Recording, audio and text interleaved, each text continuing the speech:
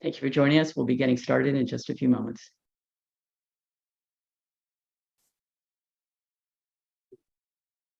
Well, hi, everyone. I'm Liz Whitehead, Managing Editor at U.S. News and World Report. Today, we're examining how educational leaders are working on solving the higher education affordability gap through technology and innovation. A panel of experts will discuss some of the most promising approaches and strategies helping to make college more affordable, including more robust online tools and apps, enhanced financial counseling, flexible payment options, and more. You can find full bios of our speakers along with links to past and future webinars at usnews.com/events. Today's session is being recorded and it will be available to watch on demand on our site. This program was developed with support from Flywire. Now, I'd like to welcome our panel. With us today are Sharon Butler, Executive Vice President of Global Education at Flywire; Justin Draeger, President and CEO of NASFA, the National Association of Student Financial Aid Administrators; Pri Harston, bursar at Tennessee State University; and Chris Summers, Director of Financial Aid at Oglethorpe University in Georgia. Now I'll turn it over to my colleague, U.S. News Managing Editor Michael Morella, to lead the conversation. Michael? Thanks so much, Liz, and thanks to Pri, Chris, Justin, Sharon for being with us today. So we just heard a little bit about each of you, but I wonder if you could go around the horn and kind of tell me and tell us a little bit more about your role, your institution, and answer this question about what do you see as the biggest challenge when you think about higher education affordability? Capri, could we get started with you? Good morning. Good afternoon, everyone. I'm Pri Harston, the bursar here at Tennessee State University in Nashville, Tennessee, the land of golden sunshine. Yes, we are. I joined Tennessee State University as the bursar in 2022, so just last year.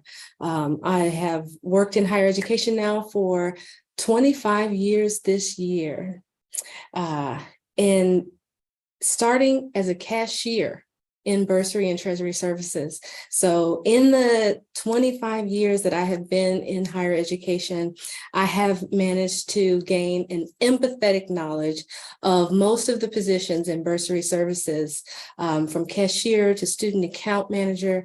And I've also gained some of those an empathetic knowledge across the adjacent positions in bursary and treasury services, having worked as a financial aid administrator as well.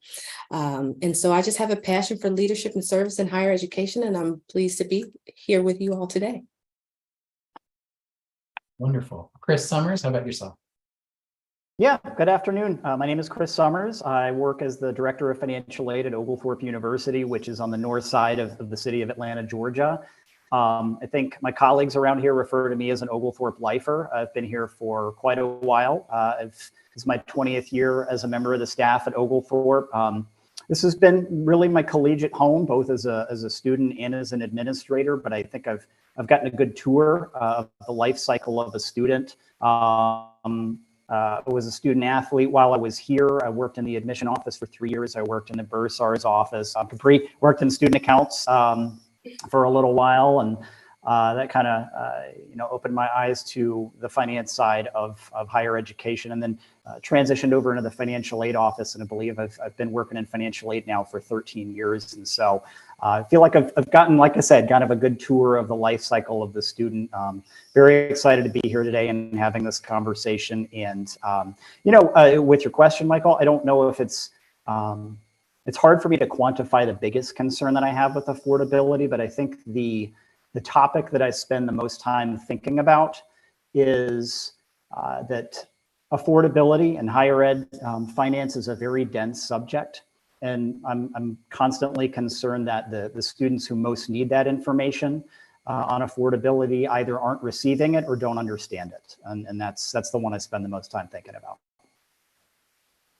Thank you, Chris. Sharon Butler. Hi, Sharon Butler. I am from Flywire. I am actually the Executive Vice President of Flywire Education. And just a little fact is that I was one of the founding members of Flywire about 13 years ago. And our main focus has always been to invest in education from an innovation lens, right? Always, typically education's been, especially in that business and financial office, underinvested. And coming from that area, you know, I always knew more had to be done, that, you know, education matters, and it's even beyond the student and the seed and what happens there. So when I think about that innovation lens and being in this business for a while, I think some of the biggest challenges in education is really around change management. It's about digital transformation. It's about, you know, looking at the way in which business is conducted and knowing that everyone out there in education has to do more with less, right? And that is up against the fact that students have the leverage now, right? They have a lot of options, and we know that they're spending a lot of time. A lot of families are questioning the value.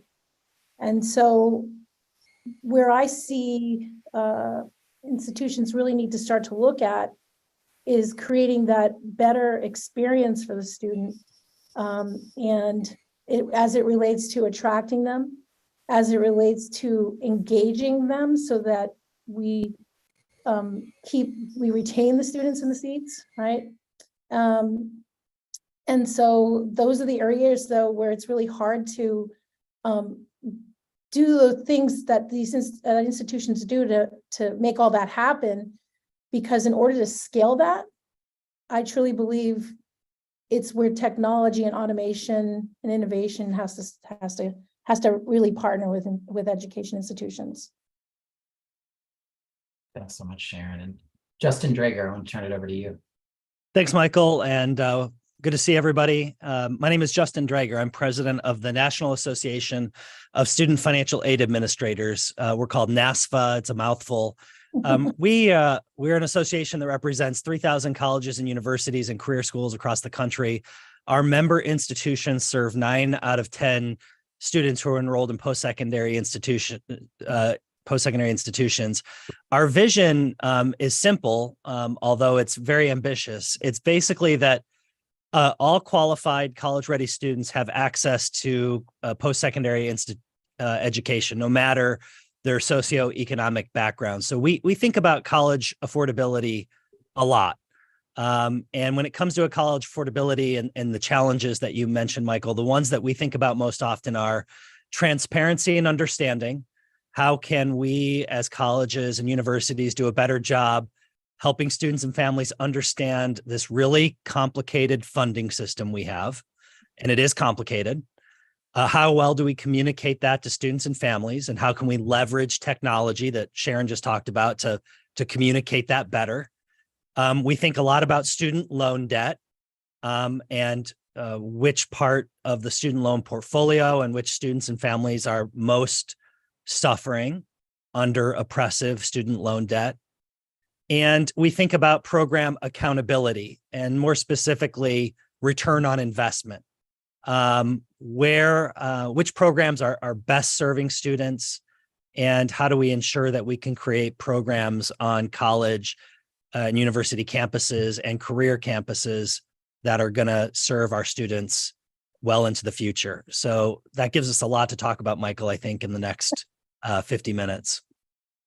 Yeah, it's an impossible task to try to cover it all, but I think you teed us up nicely with some of these challenges, but also opportunities in this whole landscape. And I really do want to kind of pivot and zero in on some of the solutions or some of the more promising approaches happening on campuses and with the organizations you all work with. So first, let's start with student loans. So the Supreme Court struck down the Biden administration's loan forgiveness measures this summer.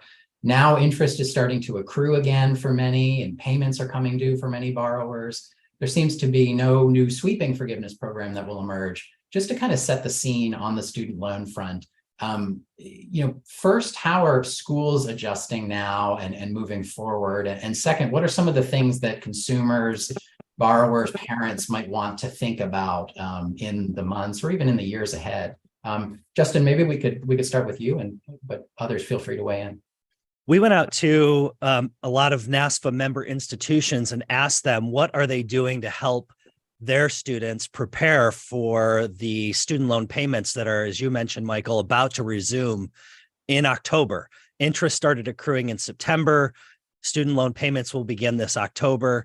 And we received a lot of different responses. Schools are reaching out to their borrowers and letting them know that payments start October 1, but borrowers may not be in a place where they are ready to start repayment. There's been a 3.5-year pause on all student loan payments. That means that borrowers have likely not been budgeting to begin student loan payments. That money is likely spent and being used for other things. So the Biden administration has been rolling out new payment plans. One is called the SAVE plan that will allow borrowers generous new income-driven repayment options that will reduce their monthly payments, maybe even to $0. There are deferment options and forbearance options. There are new forgiveness provisions that will be available to borrowers, but it's really tough to navigate. And plus, we are onboarding tens of millions of borrowers all within the space of 30 to 60 days. This has never been done before. And what it's going to require is ultimately a lot of patience, because as borrowers reach out to the federally contracted loan servicers, wait times, even on a good day, are just going to be very long over the next several weeks. So the best options for borrowers and what schools are trying to get out to them is, first, use the federal student loan tools that are online and available to them. That is, using the FSA ID that they use to complete their FAFSA. Log on, find out who your federal student loan servicer is, use the loan payment simulator to figure out which loan repayment is the right one for you. Then log on to your federal student loan servicer and figure out which repayment option is best for you. And then choose that repayment option through your federal student loan servicer's portal. And Michael, if I could add just one thing that schools are doing, they're doing this through a lot of different mediums and technologies. And remember, these are students that have left campus. So they're having to rely on things like alumni networks. They're having to rely on records about where their students and families have gone. These are not students that are currently on campus.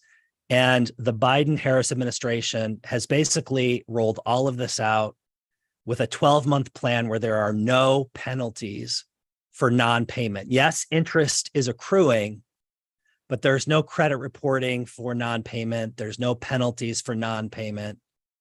So what we're hearing from schools is they are reaching out. They're using as many mediums as possible, but it's going to require a lot of patience. Anyone else want to jump in on the student loan front? Yeah, Chris, Justin was just sharing about sort of the current student loan situation as payments come back due and all that. It wouldn't be a technology webinar if there wasn't a technology problem, right? My apologies. Well, my charger stopped working for a moment, so my battery died right in the middle. But glad to be back. I'm sorry for the absence, and thanks for stepping in, Justin. Quite honestly, it sounds like if we were talking about student repayment starting again and the decision that the student loan forgiveness program, as it was to forgive $10,000 or $20,000 based on income level, if that is where we are in the discussion.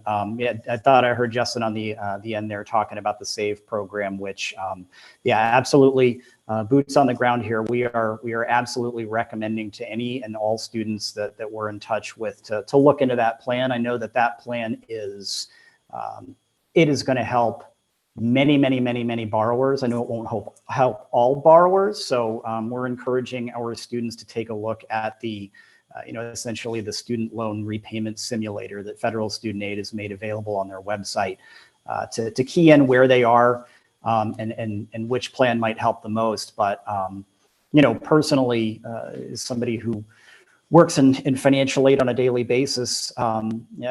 Justin, I heard you mention this. I think the interest subsidy that is, kind of accompanies the SAVE plan is a major change. It's a major change. I mean, there's a lot to that, right? A student who's you know, at the earliest stages of their professional career, you know, is making less than $33,000, qualify for a $0 payment. That's I mean, that's major news. But the interest subsidy to me is that helps a student get going without seeing their student loan grow beyond where they can pay it over the course of time.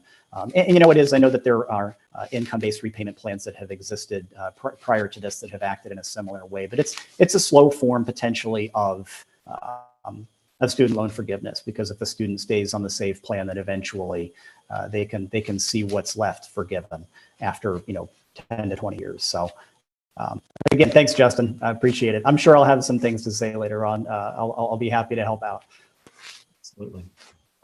I'd be interested in commenting, especially as it relates to, so this is obviously a big problem. It's going to be putting a lot of pressure on the institution.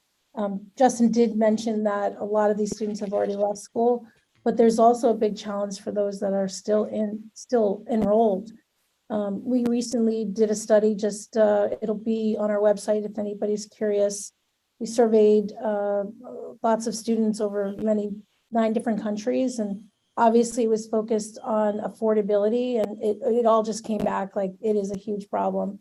But the other interesting thing was that 63% of those that were surveyed are thinking about making different life choices, really because they need to ease that financial burden. And that big part of that means taking time off of school, or stopping their education for more than a year, or maybe changing to a less expensive school. So there is this additional pressure on retention in institutions. And again, since I'm commenting from a technical perspective, it is very hard for institutions, I mean, with all this to juggle, and I know with financial aid trying to make sure that they can try to retain students and whatnot. But a lot of times it's the way in which an institution is structured just to be able to deal with the volume of interactions and payments of this sort, is that sometimes we miss students before they fall, right? They're sitting at home, they're worried, they're stressed, and maybe they borrowed a lot of money, but maybe they only owe a few $1,000s to the institution, right? These are like real examples. But what happens with large institutions, because of the bandwidth in the student account office, is that there's automatic programming that says if you owe X, you don't get to re-enroll, right?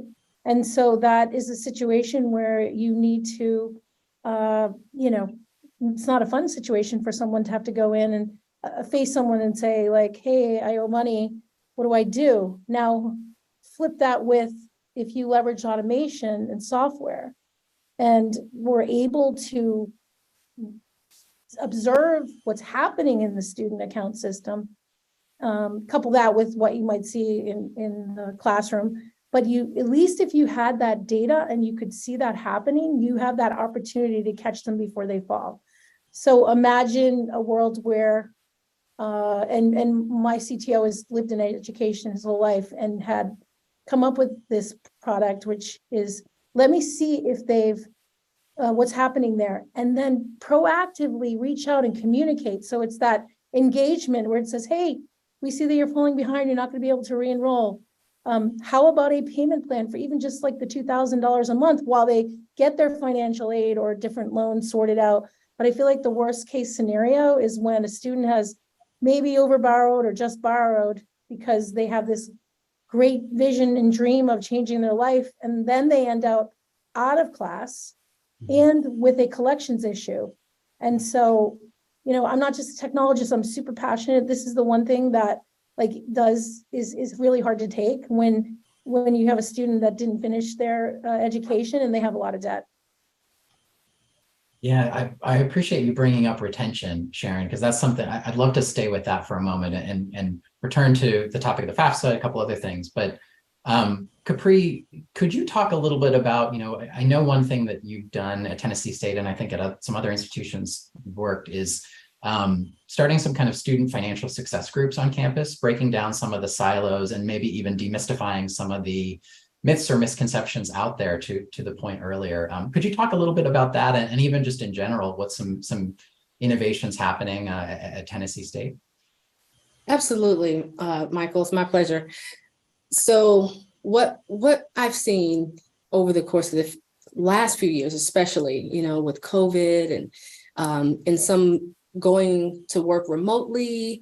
And so that was a big shock to the higher educational system, right? Doing remote work when you were otherwise on campus. And here in a bursar's office, we're forward facing. This is not an office that has very many remote positions, if any. And so that was an extreme shock. And so getting back into the office, coming face to face with our consumers again, our students and our families, having people that are on campus that are continuing remote work in other departments that aren't as forward facing, who went offline and discovered, yes, I can continue to do this job at the highest of standards in a remote fashion. Well, that kind of broke down communications a little. And so one of the biggest challenges I think that we have here at TSU was communication with our students, communication with our families, and communication with our colleagues in terms of fast response times, being able to respond to emails and different things of that nature. And so what I've done here at TSU and at some of my other institutions, which was very successful, is I know that some people are familiar with a one-stop shop for our students, right? Somewhere they can come and get their financial aid question answered, get their student account question answered, and really hone in on trying to make it so that students don't have to travel everywhere on campus. Well, I've taken that philosophy to the administrative side. And so with that philosophy, I've created here a student financial success group. And what that student financial success group is comprised of is all of the department heads. So I've taken the leadership of the bursar's office, the financial aid office, our auxiliary services. Think about it in terms of any organization that bills through the bursar's office, right? We do a comprehensive billing for the campus, student health services, right? For book bundles, and all of those auxiliaries, meal plan, for tuition, fees, meals, rooms, those sorts of things. All the leadership of those organizations are brought together once a month, so somewhere where we can discuss what is going on in our departments. Gone are the days that our students can say, well, the financial aid office told me this, the bursar's office told me this, gone are those days when your administrative heads come together and talk about what's going on in their departments, so we can have some sort of real-time communication to lessen the burden of our offices, to lessen our offices being pitted one against another, because that happens here quite a bit. And so it's very successful. I've seen at the very first meeting, there were individuals who were saying, oh, you know what, this would be good for the director of parking services. I'm going to contact them and see if we can get them on the line. And so there's that buy-in participation as well. Yeah, I'm so glad you brought us there. That the theme of this webinar, technology and innovation, and whether something is driven by or through technology like automation, as Sharon, you mentioned earlier, or by rethinking processes and approaches, as you just described, Capri. I wonder if the rest of the group, if I could just kind of open up that broader question. What are some of the ways that you're seeing technology driven or just innovation happening in general at your campuses or the campuses that you work with? Chris, maybe we could start with you and then move around. Yeah, sure, absolutely. So I think actually a combination of, I want to piggyback on a combination of Sharon and Capri's points. So, quick context, Oglethorpe University is a smaller liberal arts school of 1,500 students. So, we're by and large, we kind of, we want our students to come to us and talk person to person, but that's, we offer that a lot, we get that a lot, but we can't deliver that to everybody. And I think that technology and innovation is a place where, we can really communicate with our students. The thing that I think about the most is our students, we would like our students to be able to pull more information as opposed to us pushing it towards them. And I think that that's where technology can really help. It can help us help our different offices on campus communicate with one another. It can help us stay in touch with one another on a specific granular individual student level, right? So if I've just spoken with a student, to your point, Capri, if I've just spoken with a student and my conversation is going to have some value in the next conversation the student's going to have with academic advising or with the bursar's office or with campus life, technology is something where we have seen that it's grown a lot. Technology has made that more possible for us. So even in a school where we thrive and really offer a lot of person-to-person interactions, technology has helped us bridge more of that gap to get to more of our students. From NASFA's perspective, I'll just say, I mentioned at the top of the webinar, just this idea of trying to communicate college costs and financial aid offers. When we talk about financial aid offers, particularly with lawmakers and regulators, we often think of like paper forms or PDFs, and a lot of schools still do that.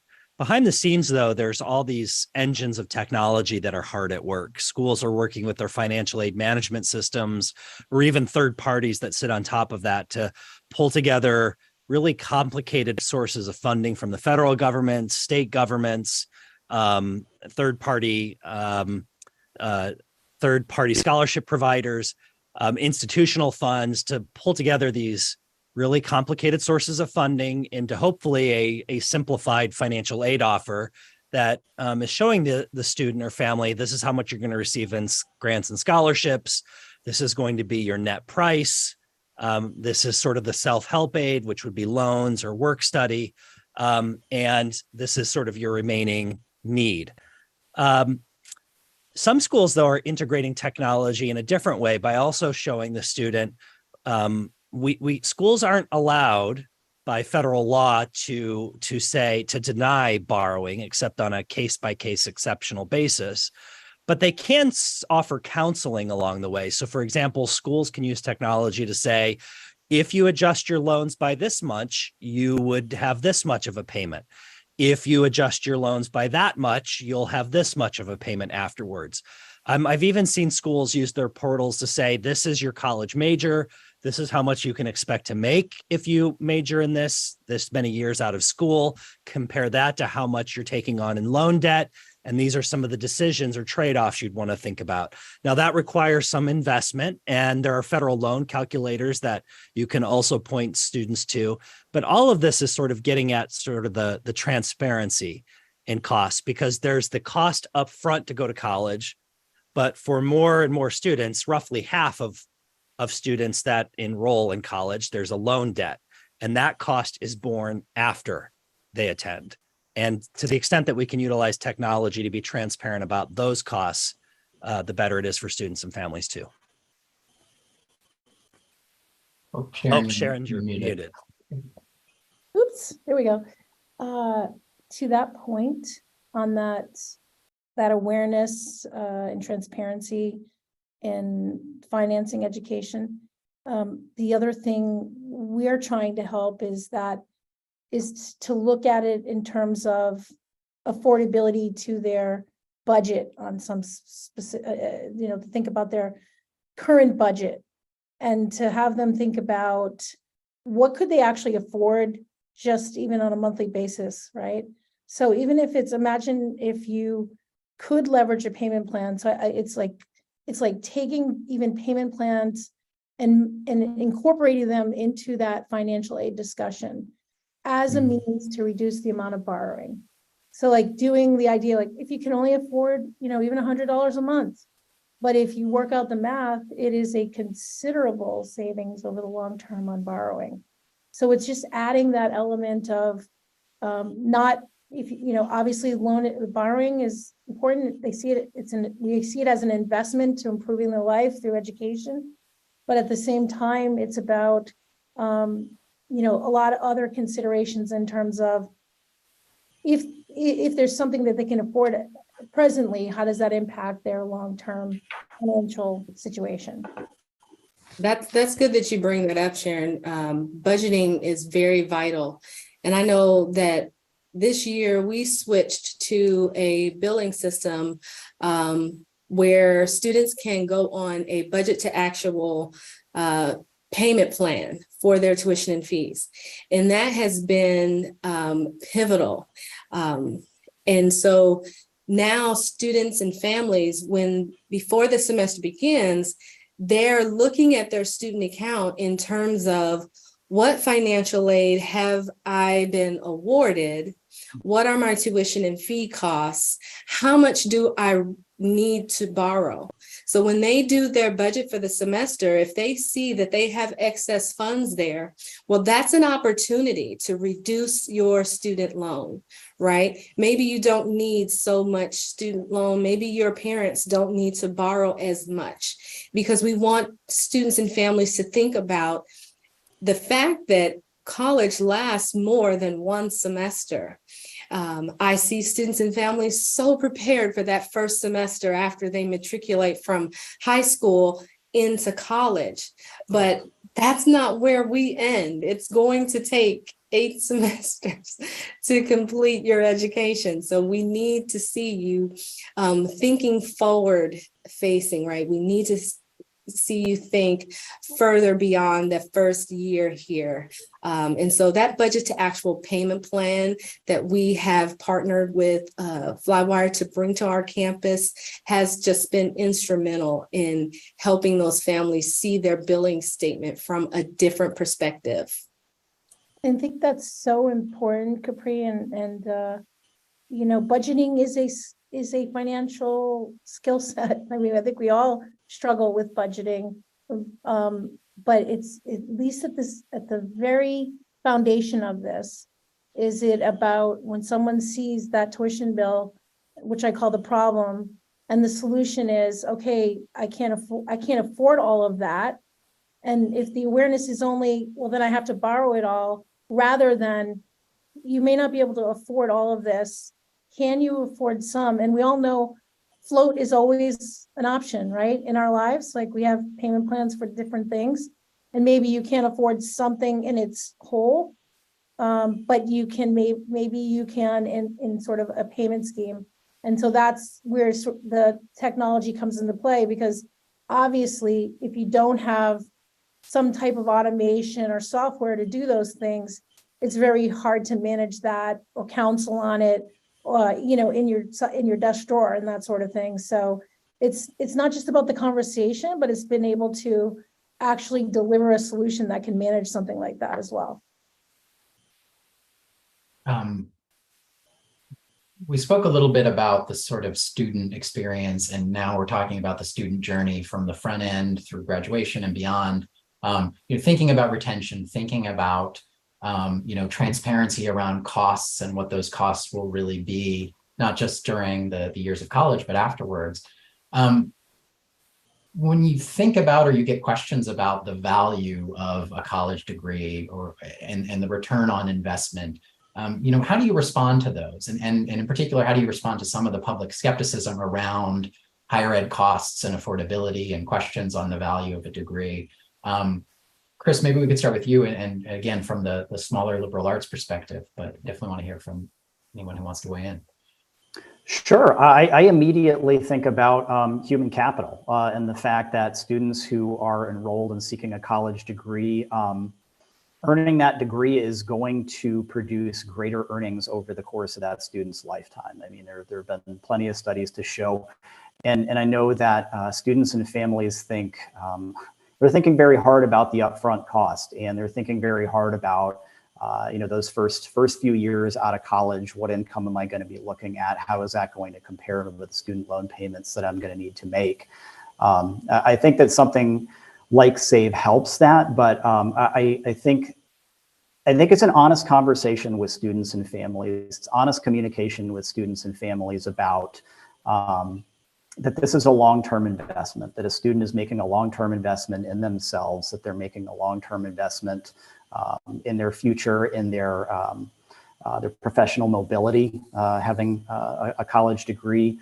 And, you know, quite frankly, students who are coming out of high school they're used to the structure of school. They're used to devoting time towards studying. They're used to devoting time towards earning that credential. So the sooner that they can get into college, the sooner they can get in, complete the undergraduate degree, the more time that they're going to have to, you know, kind of see the benefits of a college education. Now that's an easy thing to talk about, right? I mean, students have real world circumstances that they're dealing with where working for a few years or putting off college may make a lot of short-term sense. So I think it's a very real conversation with students about what are their short-term goals versus their long-term goals. And, you know, if the investment is going to make sense for the student, because I think long-term it's proven. I think it's also fair to talk about how it's, you know, it's not a golden ticket.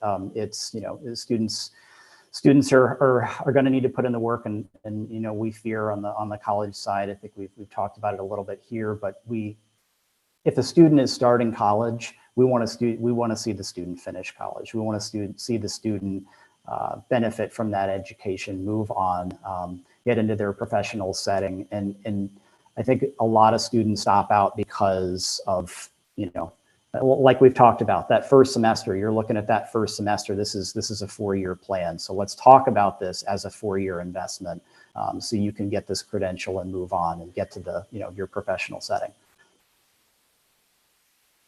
Yeah, and utilizing resources. And from an institutional standpoint, here we want our students to know when they come to us with those concerns, because they do. We want them to know to utilize their resources, right? In an education system, there are resources. You've got the Career Center. And so just our offices having those partnerships with our colleagues in the departments that support our students help them to see that return on investment, right? Those partnerships with career services and in the other divisions where students may be studying in those academic supplies. Sometimes students just don't know, and no one has reached out to talk to them or to counsel them. I see families that may not know what loan they should borrow first versus what loan they should take second. And because there are priorities to that. Some families don't know that they can borrow less than they're offered. So there's the little things, I mean, that matter. Little things do matter. And we can't assume as administrators that all families know. There's so much that is shared with them at orientation. Follow up and follow through is essential. We have to take our students that are coming to our institutions, and we have to kind of wrap ourselves around them and support them and understand that they're sort of fish out of water. You know, this is their first time in higher education.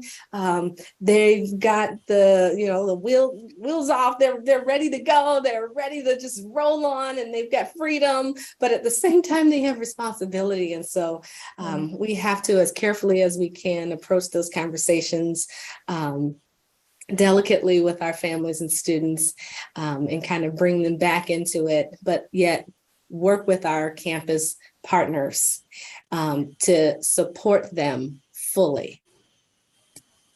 I wonder if, sorry. Go ahead, Sharon. I was just gonna, like, as I listen to you, I think of high value interactions, right?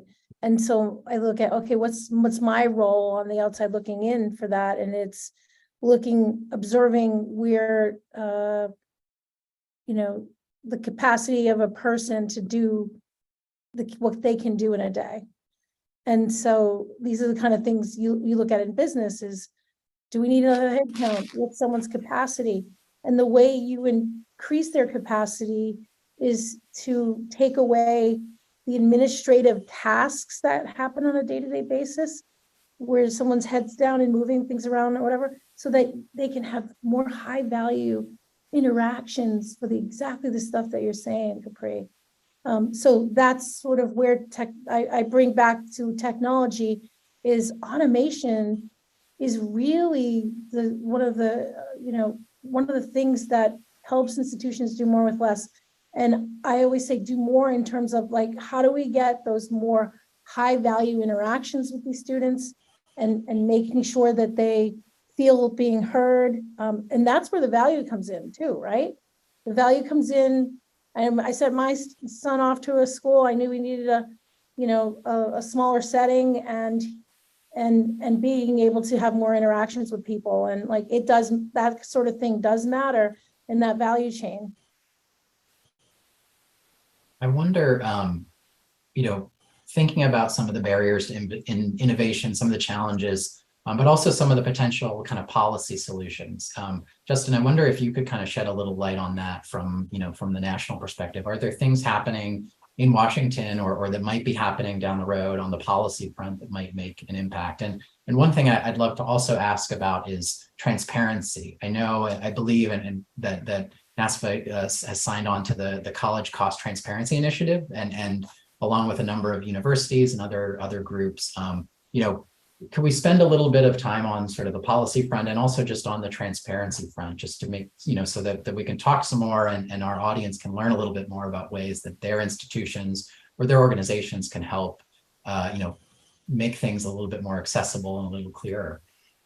Yeah, if it seems like, if you're not in Washington, D.C. focusing on higher education, it seems like Republicans and Democrats can't agree on anything, including potentially keeping the government open. But I will say when it comes to higher ed policy, there are things that Republicans and Democrats do agree on, and affordability issues is one of them. They both agree that college costs are out of hand. They both agree that that the value proposition of higher education is broken to some extent. They both are concerned that students and families may not be fully getting out of college in terms of that value proposition, what they're putting into it. Their solutions might differ sometimes from Republicans and Democrats, but they both agree that there are problems. From the Biden-Harris administration, we see priorities around grants, upfront grants, particularly for low and middle income families. We see pushes for debt forgiveness, making loans more affordable. On the technology front, the Biden-Harris administration has focused on publishing consumer lists around low financial value programs, gainful employment regulations, which means that certain programs at career schools have to meet certain metrics about that their students are gainfully employed. Republicans are very much interested in risk sharing models. That means holding institutions accountable for student borrower outcomes. And if they don't repay their loans, they want institutions to be at least somewhat potentially on the hook for making taxpayers whole for that. And all of these solutions, whether it's Democratic solutions or Republican solutions, they are tricky. They start to be tricky because ultimately you're talking about schools that serve what we might traditionally call riskier populations or student populations, students who might not be fully prepared for college curriculum, who might need some remediation, who might need extra help, might need more grants. Those schools are just by their very nature going to have worse student outcomes. And we don't want to cut off all avenues for them, those student populations, to have college access. So it is really a tricky situation and one that is rife with potential issues. But going back to a sort of the overall umbrella topic of technology, in all of these situations, whether it's using technology for early intervention, sort of what I think we were just talking about a little bit ago with Sharon, which is how do we use technology to flag for school personnel, like these are borrowers or student populations that need a little extra help. How can we flag that early so they don't stop out or drop out? 50% of students that end up in student loan default didn't complete their educations, and they end up in loan default with loan amounts that are less than $10,000. These are not high borrower amounts. These are students that didn't complete their educations and then didn't have the means to pay back relatively low amounts. Early interventions can help them. Technology can help school personnel intervene earlier. How do we use technology to help with remediation? There's a big push right now on college campuses to, we can't necessarily afford to pay high dollar amounts for instructors or part-time adjuncts to be doing one-on-one assistance for remediation. But are there technology solutions for remediation? That's where a lot of community colleges are at right now. So there are technology solutions that colleges are really grasping for to try to help ensure college access for these populations. And they align really well with where Democrats and Republicans, I think, are both looking for affordability solutions. Justin, I actually had just done a panel with Boston Globe Media, and Abby, the vice president of finance at URI, mentioned a program where they're now looking at students that didn't have a good outcome and they left, and they may not have been a larger balance there, and they're doing a program on, I'll call it a win back on some level, right, where they're engaging them. So I guess the other point I would make is that sounds really interesting to me as well. Like, if institutions are looking at trying to, some of this enrollment challenges, or, the affordability stuff, and you don't want to have a reputation of bad outcomes, right, from your institution, but to maybe start to look at, this group of students that it's not like, oh, they're gone, it's over, let's go get some more. I think holistically, that's probably should be a key strategy as well.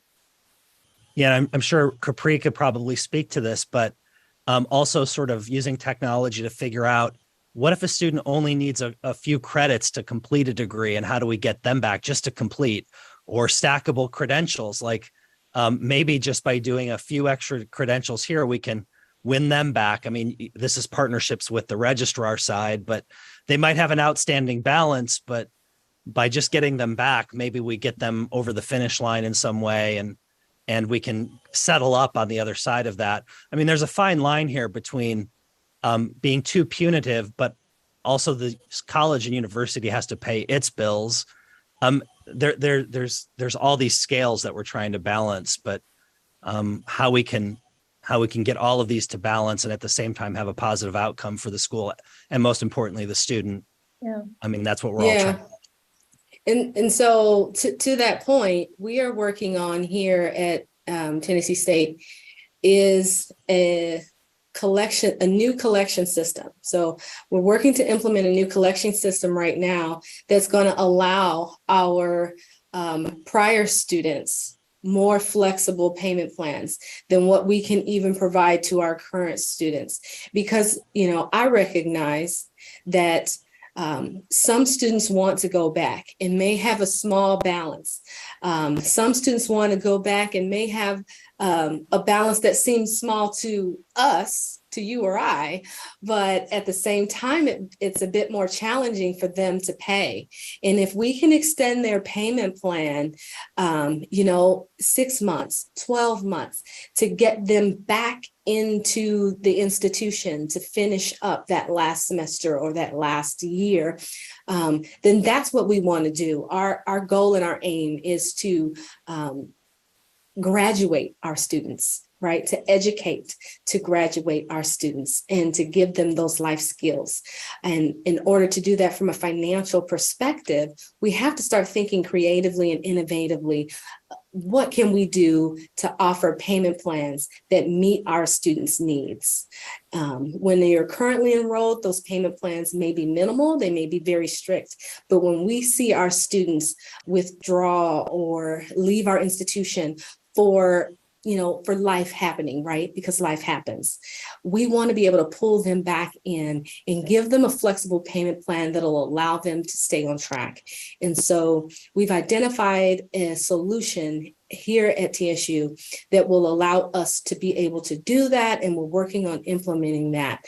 And so hopefully we'll see those students return to us after they've completed their payments now. We only got about 10 minutes left, so I want to try to march us through a handful of other questions. This one is actually from a member of the audience, so I'll open it up to the group. Maybe Chris, maybe this is a good one for you.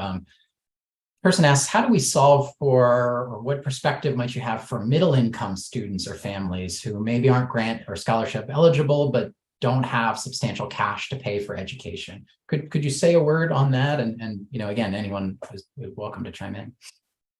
Sure. Yeah. While I don't want to continue to lean on the FAFSA, I think that the FAFSA still has a lot of value in this particular situation.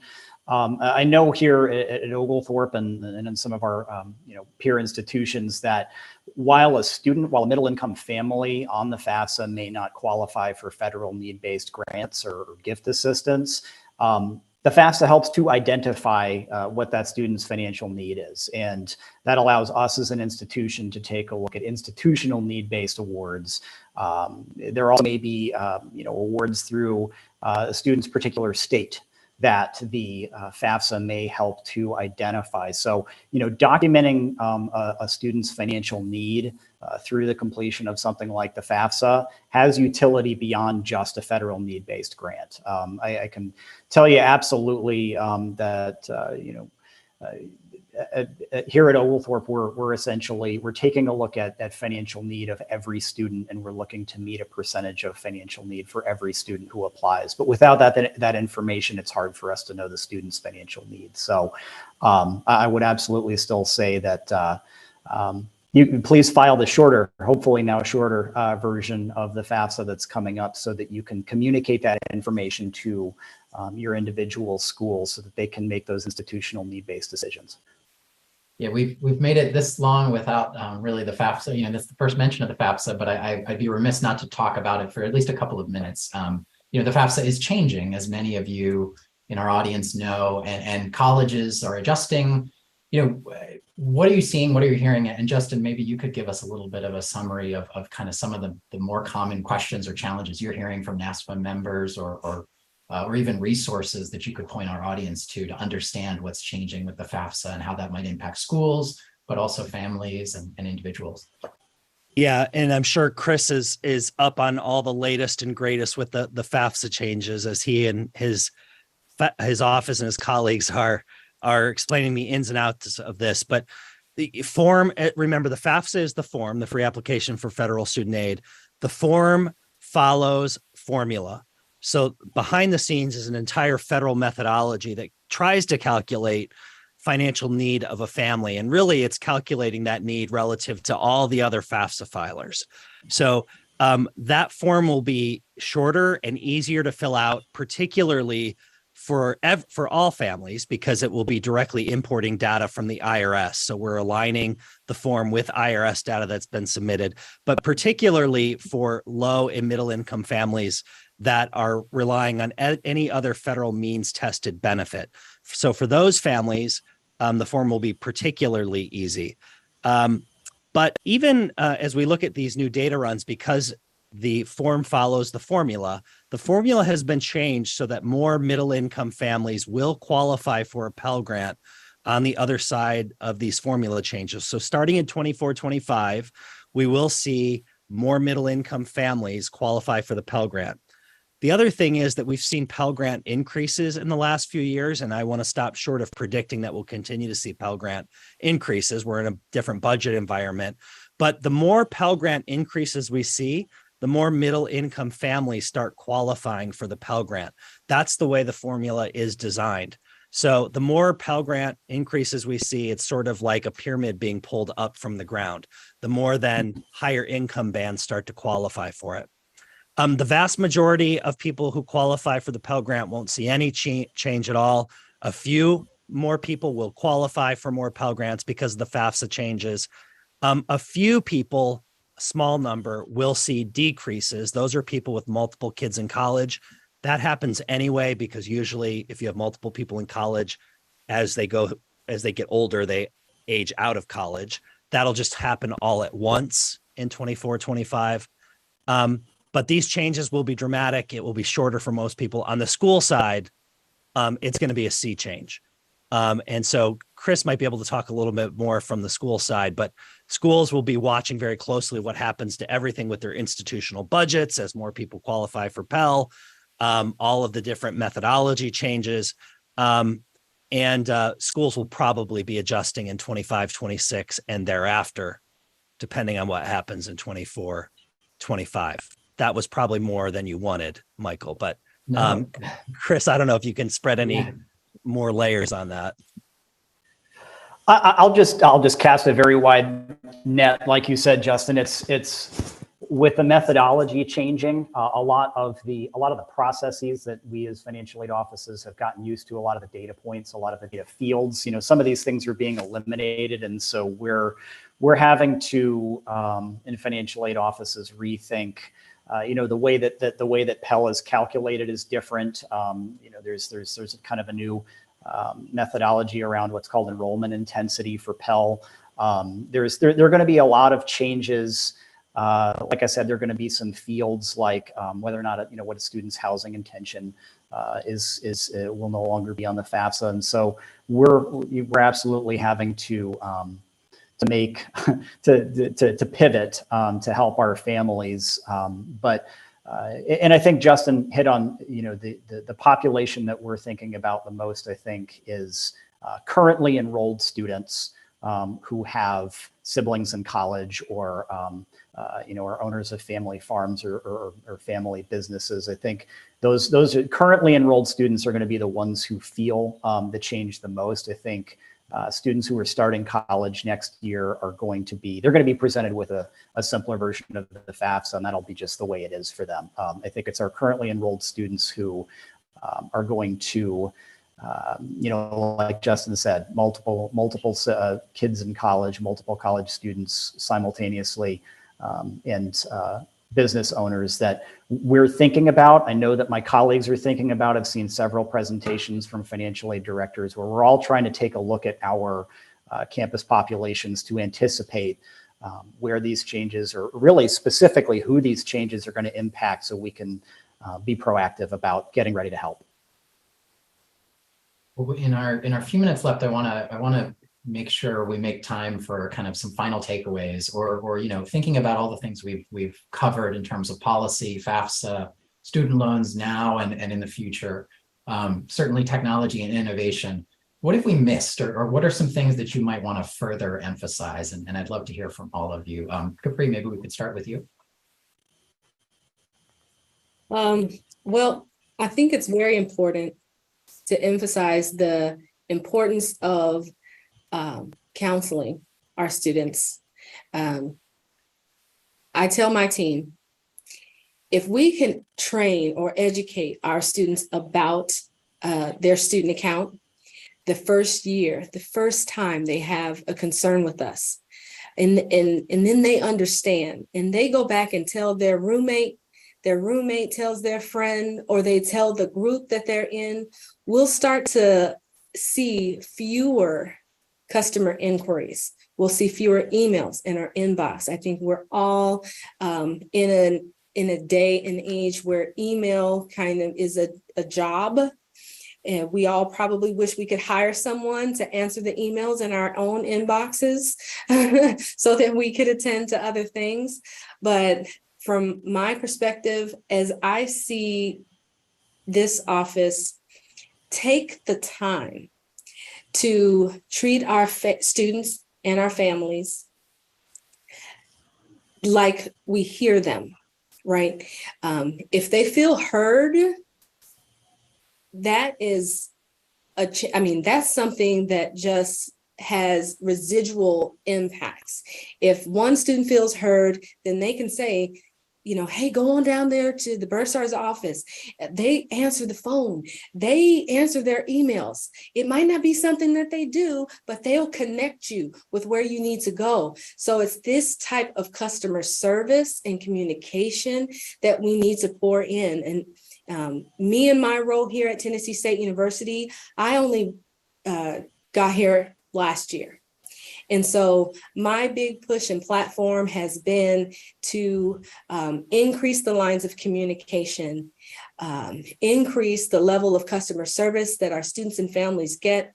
And in order to do that, we've got to come out of our offices and we have to go right to the source, and we have to pour into our students and to one another as colleagues. And I would say that everything you say, I couldn't agree more. And I believe that automation is the secret to doing more in that situation, to unlock, education institutions from various activities and get them to have these higher level interactions with students. And a lot of the stuff you hear that gets in the way of that is not that hard to solve, right? And to the point of communication, sometimes one of the things we do is automation, is a communication hub that goes out and it feels personalized and it shows up on their mobile and there's options there, right? It's being able to pull the data and be able to communicate out certain messages. It's reducing the number of phone calls and reducing the emails. All of these things where automation can allow you to have these better interactions, to get out there and talk to your students, and also timing of that communication early on so that they understand what their options are, so that financially they're in a better spot as well. Justin? This intersection of technology, problem solving, policy, to me is they're one and the same. So the idea is technology is going to be so good that you don't even notice it's there, but you will notice if it's not there. So that's kind of what my hope is as we talk about public policy intersecting with college affordability, solutions on campus, transparency on college costs. We've talked about some of that, but I recognize there's a long way to go. So thanks for the opportunity to be here. Thank you. And Chris Summers, final word. Yeah, sure. I'll be very quick and brief. So things that we maybe didn't get a chance to touch on, I'll say working with your state. I know in the financial aid side of things, there here in the state of Georgia, there are over 20 different programs that can benefit students in the state of Georgia. So, I would say just make sure that you're understanding those and using those as much as possible to help out with affordability with your students. And partnerships. I know we've talked about partnerships across campus, partnerships within the community, partnerships within your regional area, partnerships remotely, to think about ways to offer, like we've said, reducing work, but maybe using partnerships and looking to try to create them to offer students more without having to take on the complete amount of work and cost. So otherwise, agree very much with the sentiments of my fellow panelists here with what was said. I want to thank you all, Chris, Justin, Sharon, Capri, and thanks to those in our audience for joining us. It was a wide-ranging conversation. I'm so glad we could cover this much ground. And thank you for joining us, and I hope you can be with us again. Visit usnews.com/events to find out some upcoming webinars, and we hope to see you soon. Thanks all. Thanks, everybody. Thanks.